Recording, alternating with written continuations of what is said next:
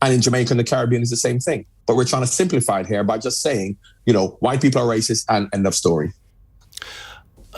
I think it was in this same review, I read a statistic that 30 years ago, 54% of people in a poll said that they would be slightly unhappy if their partner married somebody from a different race. That figure is now 9%. Now, we can say, well, 9%, that's a hell of a lot of people. But doesn't that signify that some sort of attitudinal progress has been made? But are we sure that they're being honest? Because, of course, now we're coming down hard on anyone who says anything to do with race. So therefore, what we're doing is we're teaching people how not to be racist, teaching them the language to use. As I said, when we go to a football match, if I was to ask people, men, who thinks that a man would be better than a woman? This is before they see her abilities. Very few men will say, I believe it, because they know if they say it, they will then be cancelled, they'll then be fired, they'll be sacked. And what we have to have is a truth and reconciliation like they had in Rwanda and South Africa about how we really feel without fear of people coming down on us and then all of a sudden cancelling us, because this is the way we've been conditioned to think generally over the last 300 years, and now we have to stop that. So you're actually saying effectively that there's a lot of well, yeah, that too. Yes, that's what I'm saying. What you're saying is there's a lot of covert racism there, that nowadays people don't express it even though they think it, whereas when you started in football, you would get people hurling racist abuse at you overtly, and that doesn't happen so much now. Absolutely, and the biggest example of that is the European Championship. When Gareth Southgate spoke 2 hours earlier, before the game started, about this new diverse England team that's accepted by everyone, all of a sudden you miss a penalty and you see what actually happens. So what we're actually saying in that is that if you want to solve racism, all of black footballers have to be very good. Because if they're not good, they're going to get racist abuse. That's not the solution to the problem, which says that they have no power to begin with, even when they're doing well. Because it's just about saying, like a black person in the workplace has to be better than a white person and then we'll accept them. That's not what we want. We want equality for everybody, equal opportunities, and we have to start down below. Starting at the top and expect it to filter down has never worked. So why do we think it's going to work today? And that was John Barnes. His book is called The Uncomfortable Truth About Racism. Coming up in a moment, it's Tuesday's Cross Question. I'm joined in the studio by Dame Diana Johnson, Labour MP for Hull North, Alicia Kearns, not a Dame yet, but you never know, Rutland and Melton for the Conservatives, the Disability Rights campaigner Liam O'Dell, and Robert Shrimsley, Chief Political Commentator from the Financial Times. Lots of calls coming in. 0345 6060 973 is the number you need.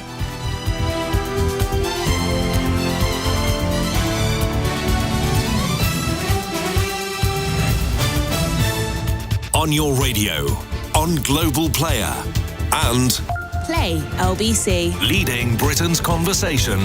This is LBC. From Global's newsroom at 8 o'clock, Boris Johnson has told MPs the UK faces a difficult winter as COVID cases continue to rise. Daily infections have now gone above 40,000 for 7 days running. Another 223 deaths have been recorded, the highest since March, although figures are often higher on Tuesdays. The Health Secretary, Sajid Javid, says the government are doing everything they can to help hospitals cope. There's a lot going on, especially in terms of resources, the extra £34 billion that's been put into NHS and care this year. The government's made a big push towards the take-up of electric vehicles while outlining its plans to achieve net zero by 2050. £620 million of extra funding will be used to end the sale of new petrol and diesel cars. This morning it was announced £5,000 will be given to households to replace their gas boiler with a heat pump. Cabinet Minister Michael Gove has had to be escorted by police after being surrounded by protesters in Westminster.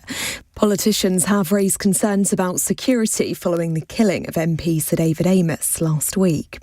The LBC Markets report in the city, the FTSE 100 has closed up 13 points at 72.17. The pound buys $1.38 and €1.18. LBC weather, heavy rain for the south with showers for southwestern areas tonight. Mostly clear elsewhere, but still mild for many, a low of 11 degrees. From Global's newsroom for LBC, I'm Lucinda Horsley. This is LBC from Global, leading Britain's conversation. Cross Question with Iain Dale.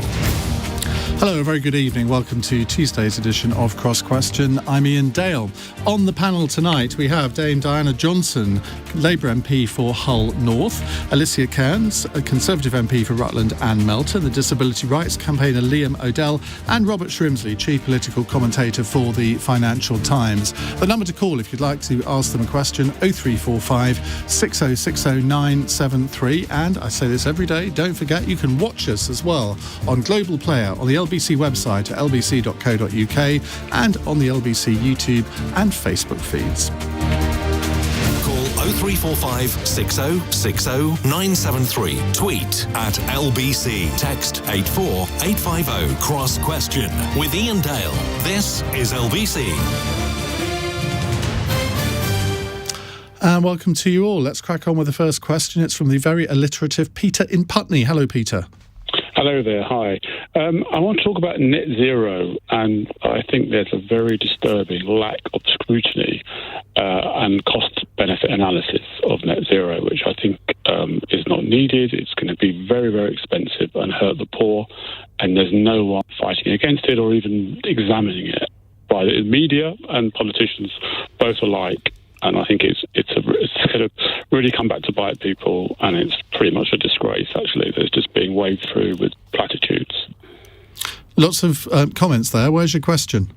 The question is, why? Why are the Labour Party not scrutinising it and fighting against something that's going to mean it's going to hurt the poor? Where is the scrutiny? Where are the people fighting against it? Diana, are you going to fight against it? Well, I don't think I am going to fight against it. Actually, I think absolutely Peter's right about scrutiny. We need to scrutinise what the government are coming up with.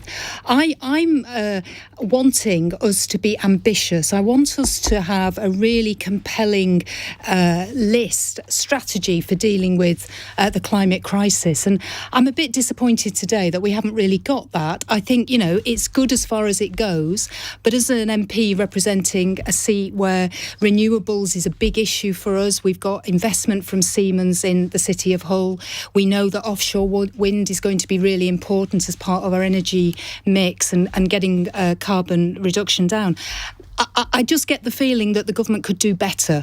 They could do more. And so I think Ed Miliband today has been scrutinising what the government have been talking about. And just one other thing I want to say about the poor and the left behind communities, because if the government really are serious about levelling up, then they have to include those left behind communities and the poorer households in making sure that they can also contribute and do their bit around reducing carbon. So this scheme of getting your £5,000 towards a heat source pump when they cost £11,500, for a lot of people in my constituency, that's not very attractive. They need to have much more than that. Isn't it? It's better than getting nothing, but it's not going to cut the mustard or butter the parsnips or whatever you want to say if we're really serious about making that carbon reduction. And also we need to retrofit. We have lots of homes in this country that need to be retrofitted to make sure that those households can take advantage of the support that the government really should be putting into there. Do you think a lot of these initiatives are aimed at very middle class people who might feel good about themselves for sort of making a gesture towards the to environmental policy? I was on the Jeremy Vine show on Channel 5 this morning, and we were discussing a scheme in Coventry, government funded. It's an experimental scheme where they're paying people £3,000 to get rid of their car, and they're saying that you can use it either on public transport or to get taxis, which I thought was a little weird. And they had a guest on from Coventry who said, oh yes, we've got rid of one of our cars.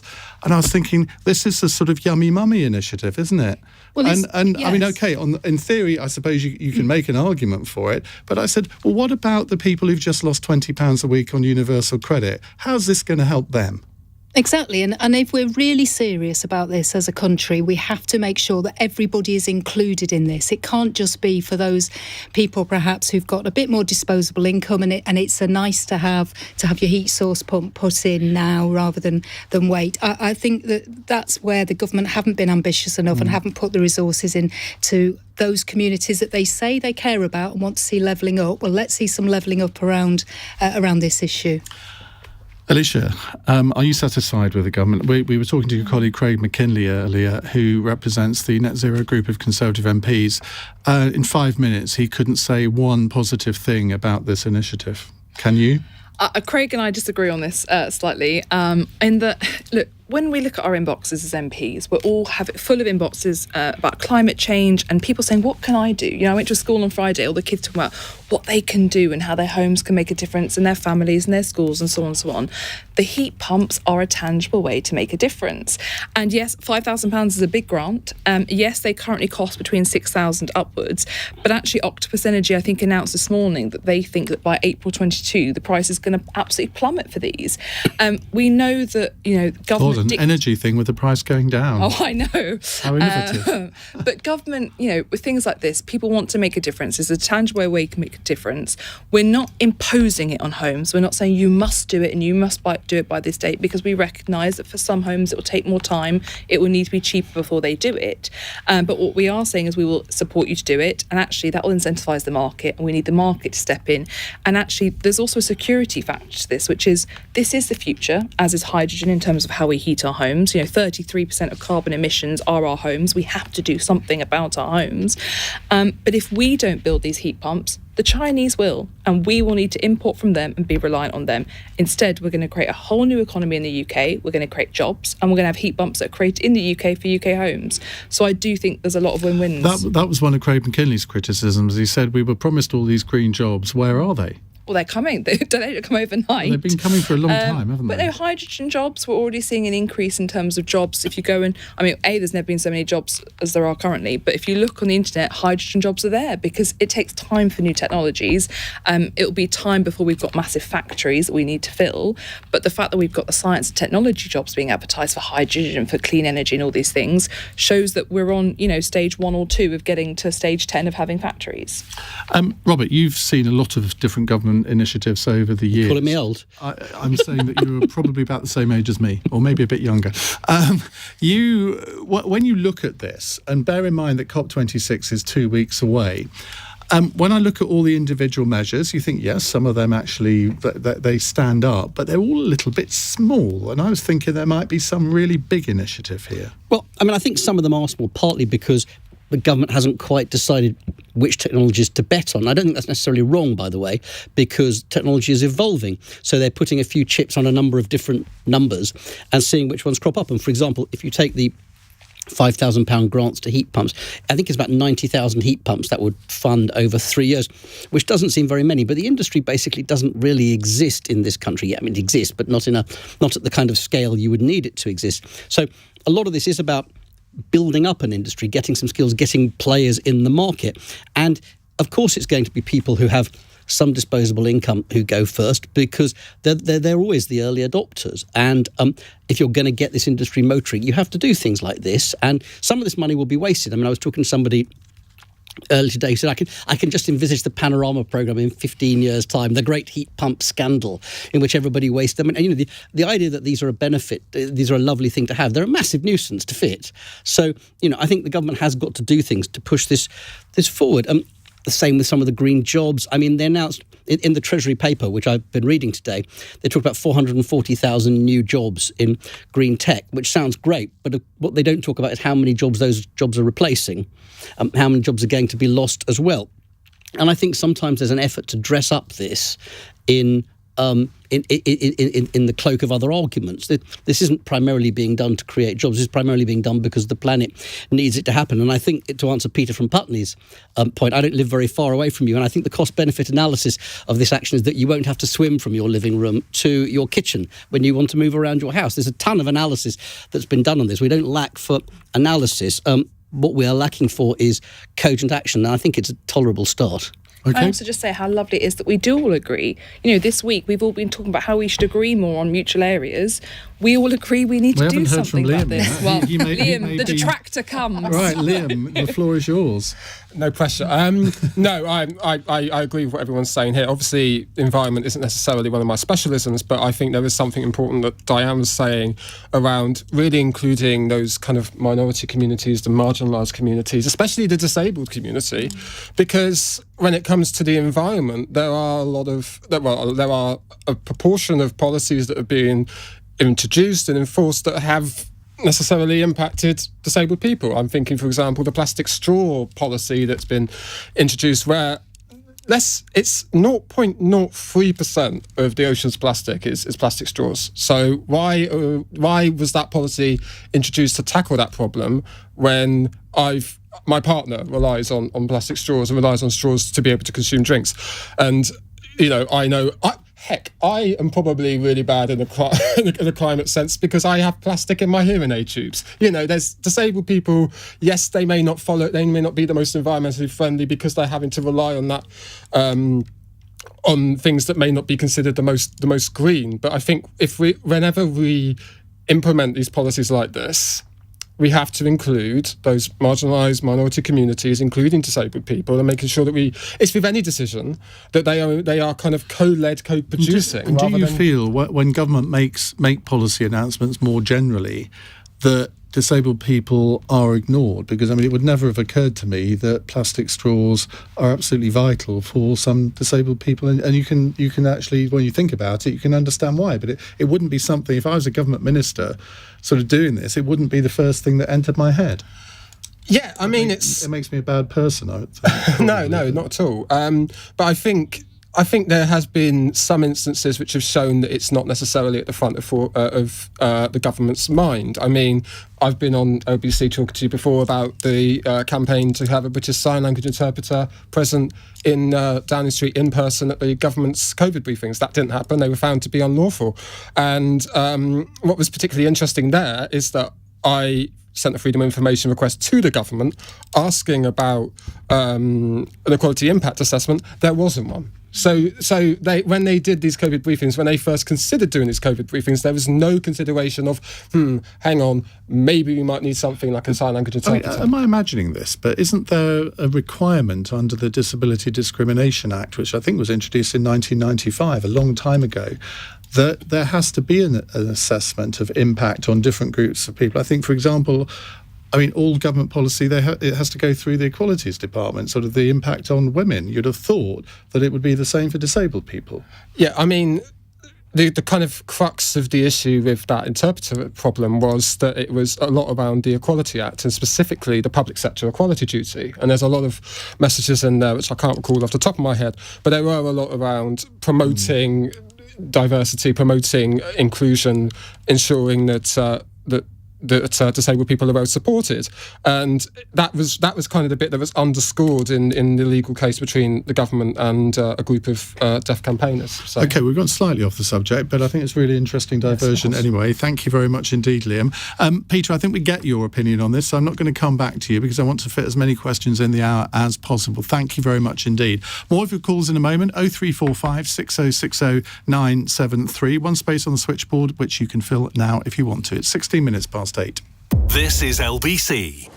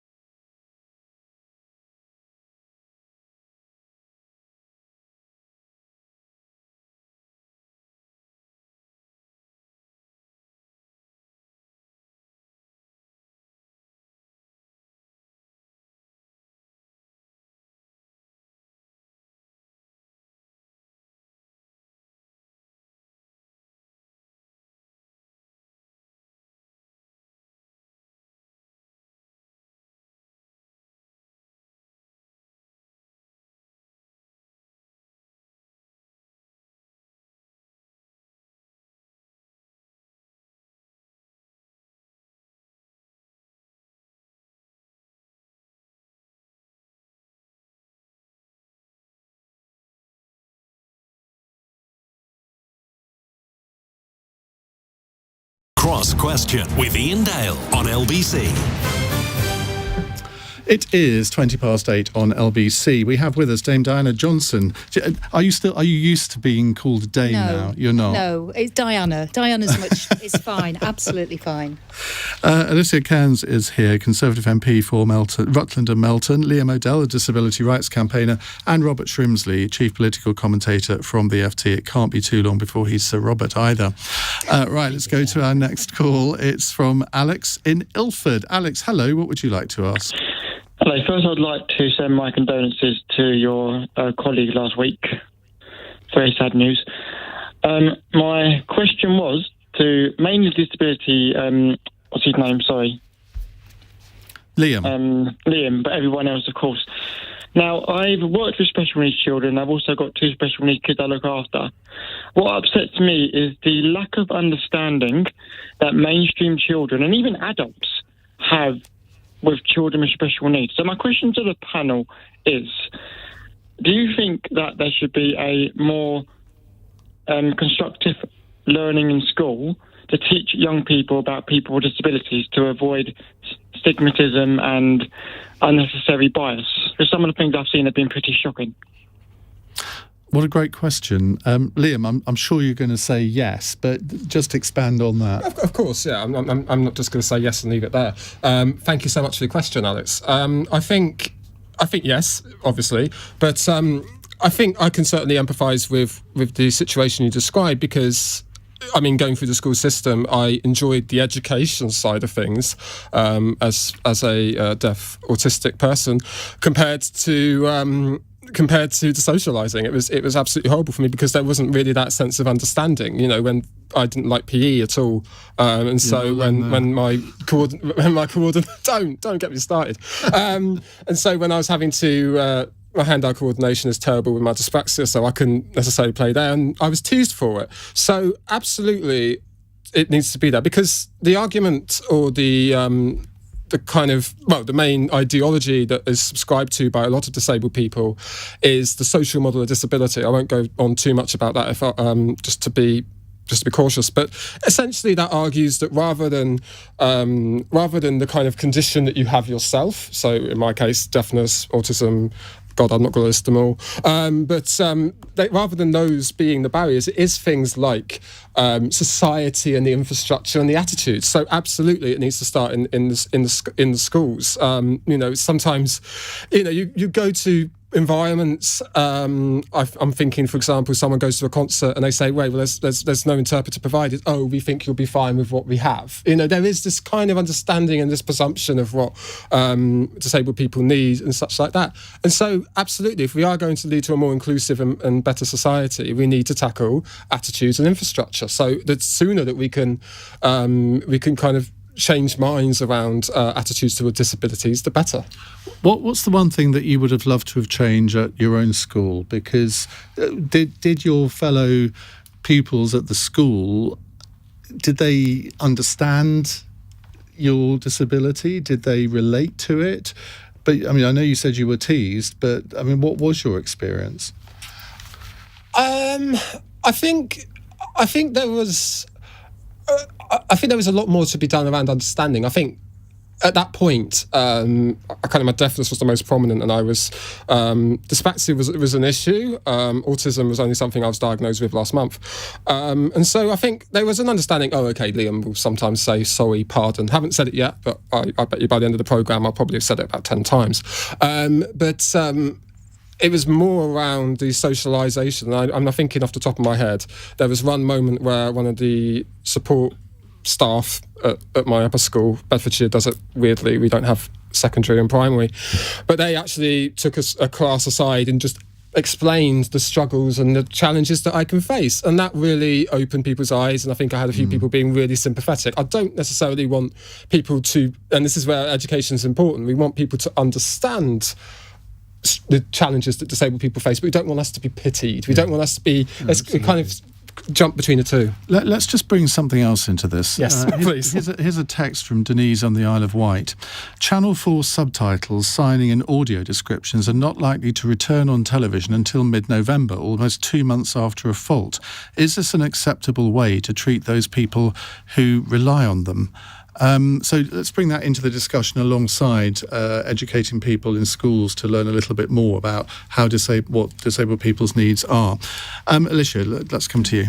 I mean, I think on the subtitles, I think we're all pretty surprised that there's not a backup system of some sort. Members of my family rely on watching subtitles when they watch TV. It's not an optional, it's not a nice add-on, it's actually a necessity, particularly in the times of COVID, when people need to understand what's going on, to go back to Liam's point earlier. And I think in terms of school education, I couldn't agree more. I went to my local comp, but I was very lucky because we had a full SEN inclusive education.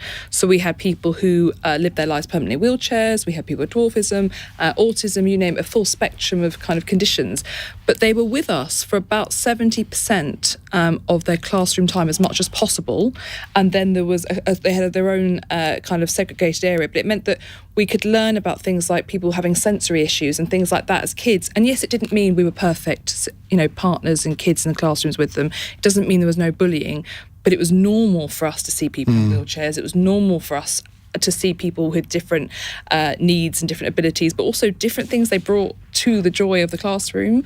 So yes, we need more, and it should be part of the curriculum. If it's not, I'm amazed. Robert? Yes, I mean, of course, it should. And I'm always struck, my children are post-school now, but I was struck when they were there at how much impact you can have at quite an early age if you get the right messages and indeed the wrong messages to them. So, of course, it's something that should be done to encourage acceptance, to encourage understanding. And children can be extremely cruel. And some of them will continue to be extremely cruel, whatever you do. But I can see almost no argument against such an initiative. Diana?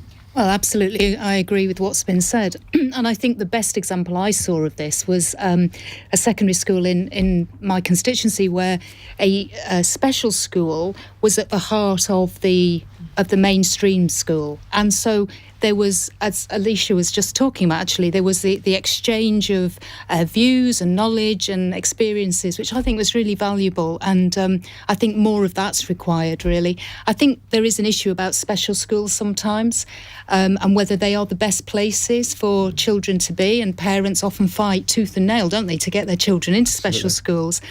There has to be an acceptance that society is full of all sorts of people, ably-bodied and not, with all sorts of disabilities. And I think if you can represent that in schools and in educational settings, that's a far healthier way of going about things.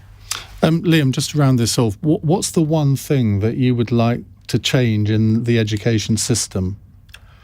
Wow. That is a bit of a big loaded question. I think what I would like to see change. I'm trying to scratch my brain. I think I want to just kind of come back on what Diane was saying was around integration. I think that is the key here. I think in my school there was kind of a separate area. There was a learning support area, and I was often found in there. But that kind of pushed us aside, and that meant that because what Alicia said about 70% of the time the kids with disabilities were in the main part of the school. Yeah. But my immediate thought then was, so anybody with a disability was lumped together, even though there are all sorts of different disabilities that.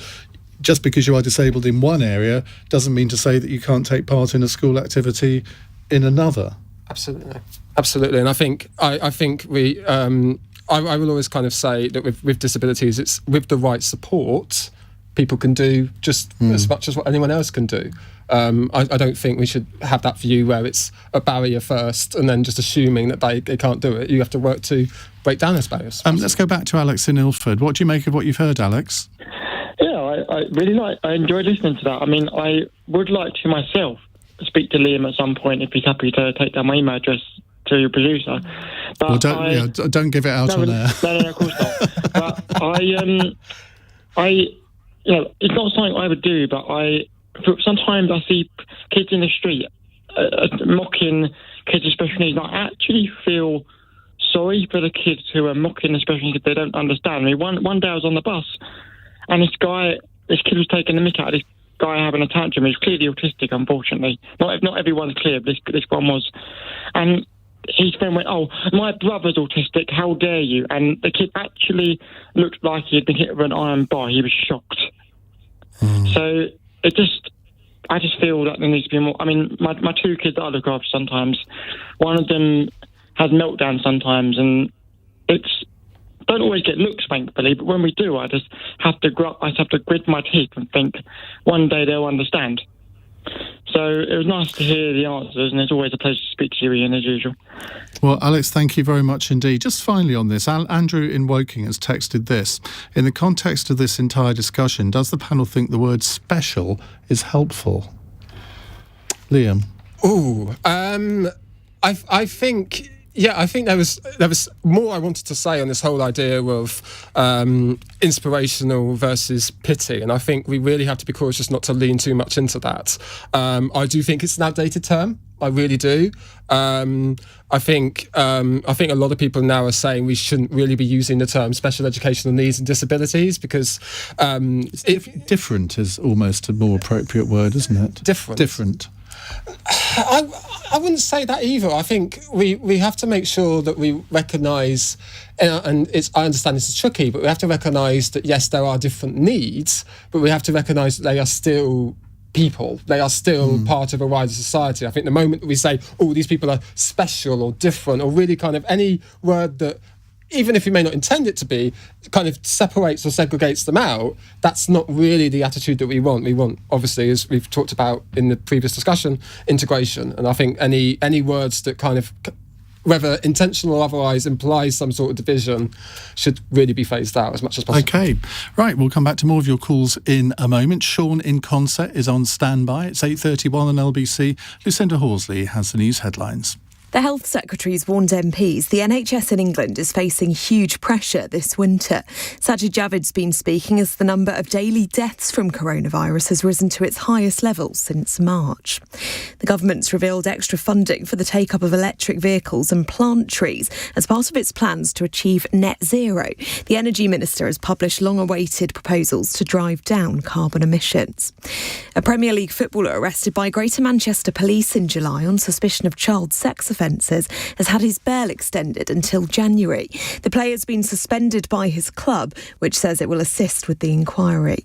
LBC weather, heavy rain for the south with showers for southwestern areas tonight as well. Mostly clear elsewhere, a low of 11 degrees. This is LBC.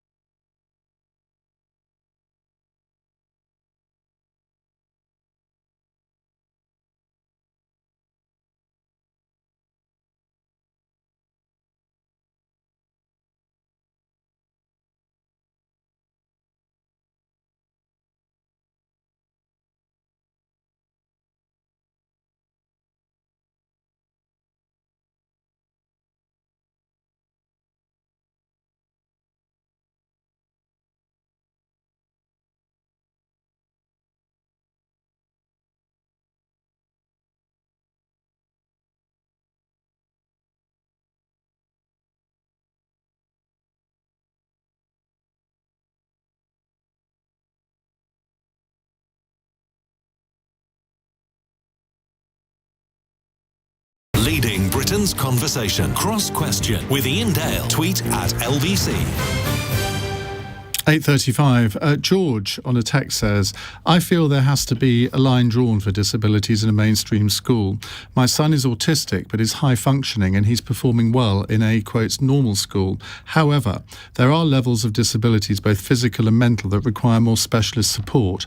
It's also not just about the disabled children, it's about the other children that may be having their own education disrupted by someone needing extra support that could be provided in a more tailored setting, i.e. a special school. That's George in West Yorkshire. Well, whenever we talk about these issues on the programme, you get huge reactions, so we will return to that in the future. Let me reintroduce my panel. Diana Johnson is the Labour MP for Hull North. Alicia Kearns is Conservative MP for Rutland and Melton. Liam O'Dell is Disability Rights campaigner, and Robert Shrimsley is Chief Political Commentator for the Financial Times. 0345 6060 973. They'll be taking your questions right up to 9 o'clock. Right, Sean in Consett is next. Sean, fire away. Hi, mate. My heart goes out to the family of David and his wife and bairns, and I think it's absolute disgrace what's happened. Well, Something thank you, needs to Sean. be done, but that's not my question. My question is 223 deaths today, 48,000 infections. Are we on the verge of lockdown in December? Are we on the verge of another lockdown in December? Well, the figures do seem to be rising, whether it's new cases, hospitalisations, or indeed deaths. I think the infection figure today was actually 43,000, Sean, just to be strictly accurate, because somebody would no doubt tweet that. Robert, do you feel that we are on the verge of another lockdown? No, I don't, because I think that the government is deeply committed to not letting this happen again. You can't say never, because we just don't know how this is going to play out. The latest figures do seem concerning. There are some factors which I think are relevant. There's concern about a variant of the Delta variant, which seems to be 10 to 15% more infectious, though it's not yet confirmed. More importantly, I think, is the fact that immunity from the first and second jabs is beginning to wane for people, particularly people who had AstraZeneca vaccines. So as the booster programme kicks in, I would hope, and I'm sure the government hopes, that we will begin to see this tapering off again. Cases isn't the key number here, although obviously there is a correlation between cases and more serious illness, but there are, as Sean says, significant rises in deaths and hospitalisations. Hospitalisations, I think, is ticking up over 900 again a day. So there is cause for genuine concern, but I don't think that this government is going to want to agree to another lockdown. So I think things are going to have to be very, very bad indeed before that happens. Liam? I agree with Robert. I think, Boris Johnson was saying his briefings that this whole kind of unlocking is irreversible. And so I just think from their perspective, what a disaster it would be if they then have to go into another lockdown, despite saying, and I think maybe the government has maybe shot itself in the foot in that regard, because the way in which they communicated that unlocking process made it seem like they were never going to lock down again. And I think that maybe not what they intended, but like Robert said, we can't know if that's gonna happen. Do I think a lockdown's gonna happen in December? I think, in light of what I just said, I think it's a question of maybe the circumstances to warrant another lockdown might appear, but will the government actually decide to take that decision in light of what I just said about the messaging and what that could mean? Is another question entirely, and I don't think... Sorry, I would just add in, I mean, there are quite a lot of steps between where we are now and lockdown, and I would imagine what we'll probably see is the roadmap that took us out of lockdown being reversed bit by bit in the hope that each individual measure arrests the increase. It's not going to be like a massive, straight back to the start. Yeah, it's going to be gradual, as you said. Dino, I think the key issue here maybe is public consent, because at the moment, I think certainly my experience around London and where I live in Kent is that things are basically back to normal. Mask wearing doesn't happen an awful lot, apart from on some public transport, but certainly not all. And people have got used to life going back to normal. It would be quite difficult to reverse that for the government, wouldn't it? I think that's true, and I think we all hope that we're not going to be in the position of having to have that lockdown in December. But I think Robert's right as well, that there are things the government could do now. I sit in the House of Commons with Alicia, and it's very stark in the House of Commons that the opposition benches are mainly masked, the government benches are not, mainly not. And I think that's not sending the right message out to the public. I think wearing a mask, it's a simple thing that we could do. I think on public transport, you're right, there are more people not wearing masks now than should be. I just think if the government could give a very strong public health message about wearing a mask, social distancing, washing hands, all the stuff that we were talking about over the last 18 months. And I think the booster programme, that needs to be really pushed. And today, I think the announcement around young people and allowing them to go to these pop-up centres to get the vaccination, this is all good stuff. We need to do this rather than wait and then find ourselves having to do something really drastic like a lockdown. I don't think anybody wants that. Alicia. So I think Robert hit the nail on the head in terms of the booster programme as the priority. Then the next stage, I imagine, would be masks being reintroduced as mandatory in more places and then working from home. And then let's hope we don't get to lockdown, because we do have a vaccine programme for a reason, and that's a reason why it's so important and we invested so much time in that vaccine programme, is because it should keep us out of lockdown. But why isn't the government doing better on the booster programme? Because we seem to be behind other countries, whereas with the initial vaccinations, we were streets ahead of everyone else. I have to say, I haven't actually seen any data showing we are behind, so I apologise. We are. Take it from me. Well, my mum had hers today, so I'm absolutely delighted. So my mum's had hers. We just need to make sure people are getting those boosters, and we need to do the public health work to make sure people are. But on hospitalisations, my worry are things like the flu vaccine. We need lots of people to get the flu vaccine who don't normally. And pregnant women. There are too many pregnant women who haven't had the jab, and they're making up at one point a third of hospitalisations over the last month. And we have to deal with the health kind of questions around that. Interesting here, Eddie says, I'm watching the Atletico Madrid-Liverpool game and nearly all the supporters are wearing masks. That would not happen in a British football stadium now, would it? It just wouldn't. No. People have just got used to, and that's what the point I made about public consent, where the government can do anything it likes, but if the public aren't on board, it's going to be incredibly difficult. Sean, what's your view? Do you think we're on the verge of another lockdown? Did you watch Question Time the other day? Right? Hardly any of the Tories were wearing masks, right? And all of the well, that's what Diana said, yeah. They were all wearing masks, the away side, what I call. Right? Do you wear a mask generally? Not anymore, mate. No, I've had my double job. I don't see why I should wear a mask anymore. Well, that's what the Tory MPs think as well, isn't it? So you're on the side of the Tories there, Sean.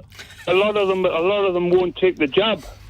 No, the truth was known. No, that is not true. That really is not true on the Tory side of the House. But, I mean, they're not wearing a mask, you're not wearing a mask, so you agree with them for the first time ever. Ian, there's a lot of... You're basically a Tory, Sean. It was on the news, man. There's one Tory got on a couple of Sundays ago, I'm not taking the vaccine, and yet he still goes in the House of Commons. Well, I'd love to know who that is, because I have not heard of a single MP, Labour, Tory, whatever, SNP, who's refusing to take the vaccine. But there we go. Sean, thank you very much indeed. 0345 6060 973. Right, text here from Dean in Scunthorpe. Does the current row between Poland and the EU show that the UK was correct to leave? I'm tempted to go to Robert, but I went to him first on the last question, so I'm going to go to Diana. Well, of course. And he's from Scunthorpe, so quite close to me in Hull. Look, we've left the EU. This has all been decided. We're out. We have to make our way in the world. I think with Poland, I'm not really sure that this is an argument that we were right to leave the EU for what's going on in Poland. I just think we just need to move on, I think.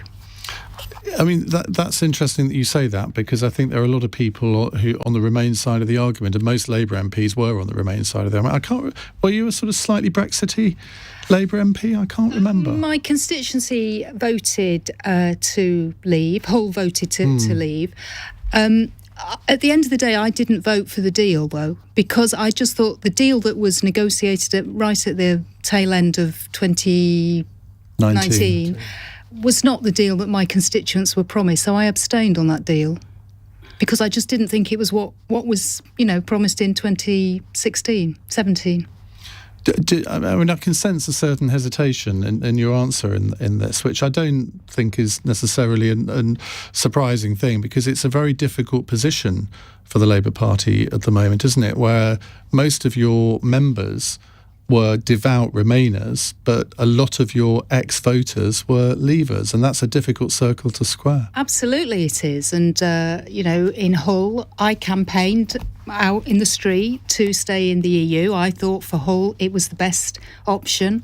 I thought economically it was the best option. But what we know is that it wasn't about the economics. It was about the heart, and it was about what people felt about this country and our future.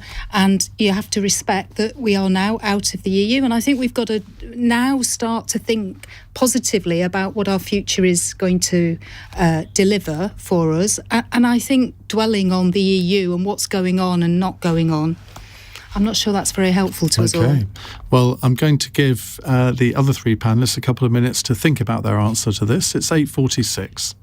LBC. Nick Ferrari at breakfast. Weekday mornings from 7. Can something good come out of such evil? Possibly, yes. A so-called David's Law to crack down on social media abuse of public figures. Conservative MP Mark Francois. How would this law work in practical terms? We have the online harms bill. And in simple terms, I and many of my friends now want to amend that bill to toughen it up so MPs and other people in public life can't suffer vile abuse. It's the gravest threat you've ever had online. I have had death threats, but I am by no means alone in that. Nick Ferrari at breakfast. Back tomorrow morning from 7. Listen on your radio and on Global Player. LBC. Julie.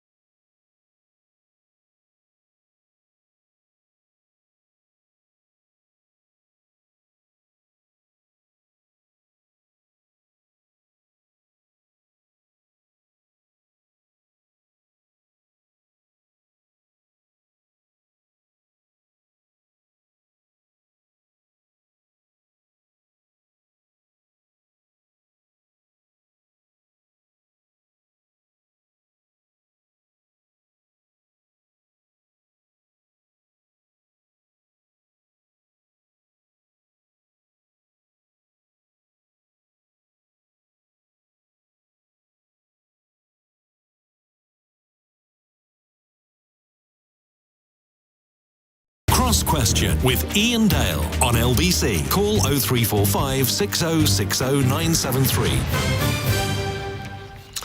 Now, we were in the middle of answering a question from Dean in Scunthorpe. Does the current row between Poland and the EU show that the UK was correct to leave Robert Shrimsley from the FT, which supported Remain? We were all in this together now. Well, it's a fact.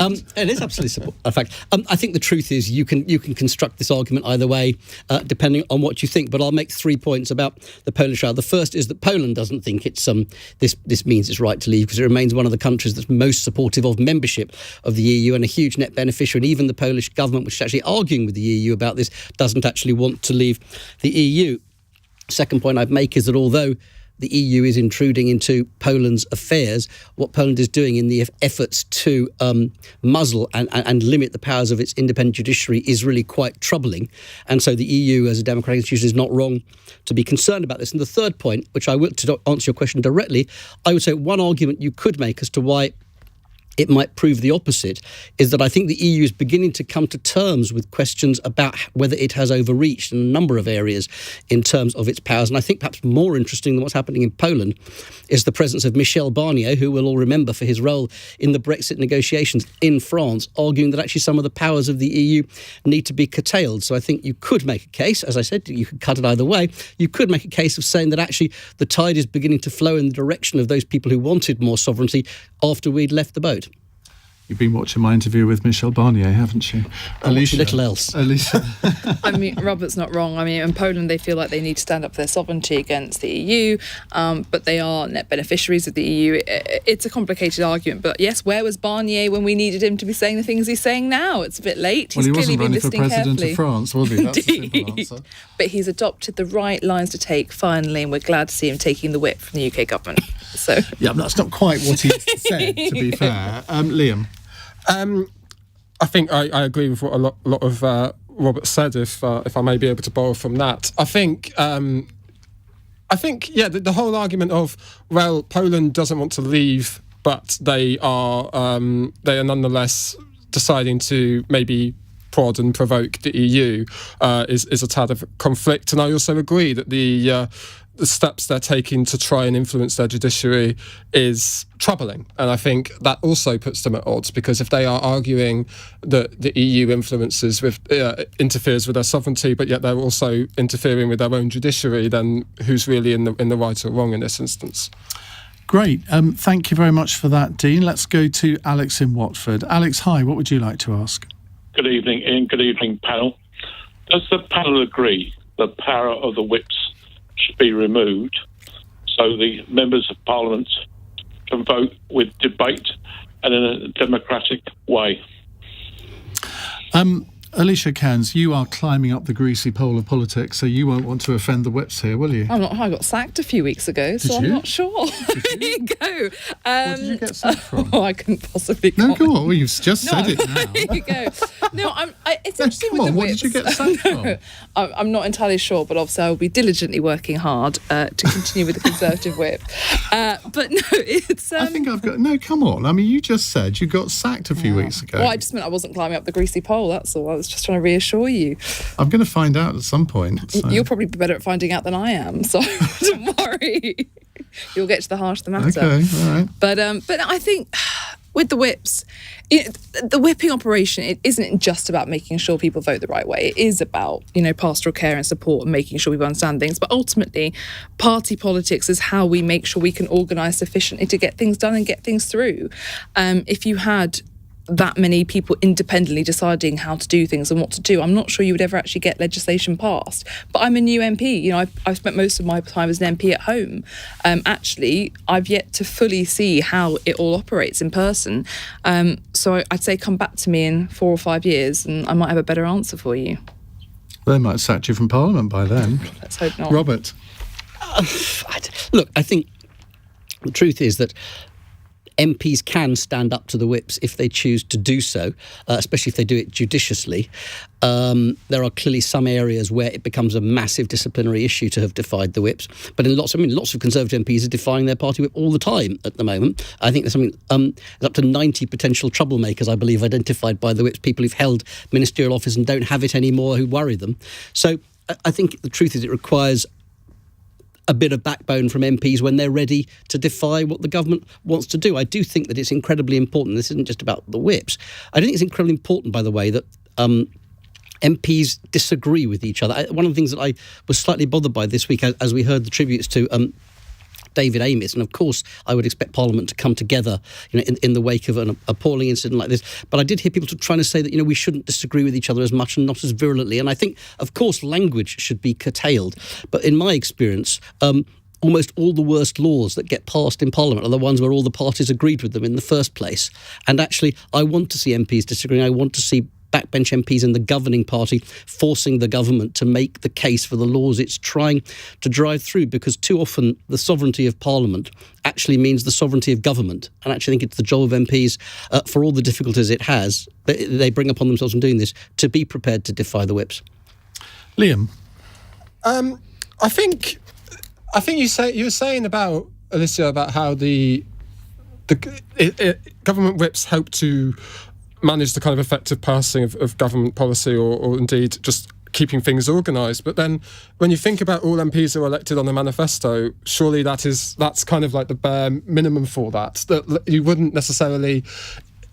I don't know what I'm trying to get at. I think what I'm trying to say is that if that is the ideas that they subscribe to, why can't we just leave it at that? And why do we have to have whips to enforce that further when that might be seen as being more restrictive? Diana? Well, I have to confess here, I was a government whip under Gordon Brown, and so I think the whip's office... Enforcing the iron fist. Well, I'm not sure it was the iron fist very much, but it was certainly an eye-opener being in the whip's office. In what way? Well, you learn a lot about your colleagues. You learn a lot about those who you can rely on when things get tough. And of course, during that period of Gordon Brown's premiership, things got really quite tough.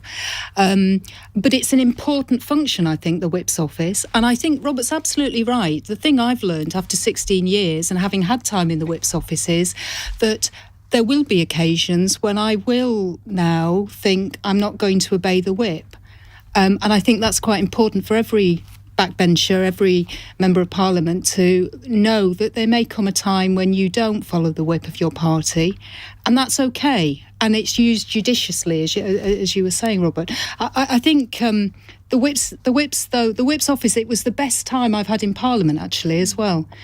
Really, because you're at the heart of what's going on, you're making sure your government gets its legislation through, and you do have that pastoral role, as Alicia was talking about, and you can be supportive and helpful to colleagues as well. So I'm a bit of a fan of the whip's office, but I also accept there are times when I may not always follow what the whips want me to do. There are two types of whip, aren't there? Those who are the enforcers and those who are the ones that put their arm around people. And I suspect you were the latter. Yeah, I had my moments. Did you? I certainly had my moments. Give us an example. Oh, well, I had one MP who I was a very new whip, and she'd put a request in to not be at a vote because she had an important dinner party to go to. Was that Jackie Smith? Well, I'm not saying who it was, but I remember going to see... You're not ruling it out, I remember going to see the chief whip, or the pairing whip, and he put a big cross through that application just to go to a dinner party, so that wasn't allowed. And how did she react to that? Not well. Diane Abbott. Right, a final text question from Will in Hinckley. Rapper Octavian, no, me neither, who won the BBC Sound of 2019 award, has announced he's quitting music. Which musician do you wish would quit music? Alicia. I have to Basically, say, who do you hate? I can genuinely say to you, I've never sat there and gone, oh, I wish that person stopped creating music. Because whilst I might not love it, my husband and I, he's got some music that I'm not the biggest fan of. But, let him listen to it, let him enjoy it. Steps are back. They're pretty glorious to see back. Yeah. It's true. Robert. That Mozart was overrated, wasn't it?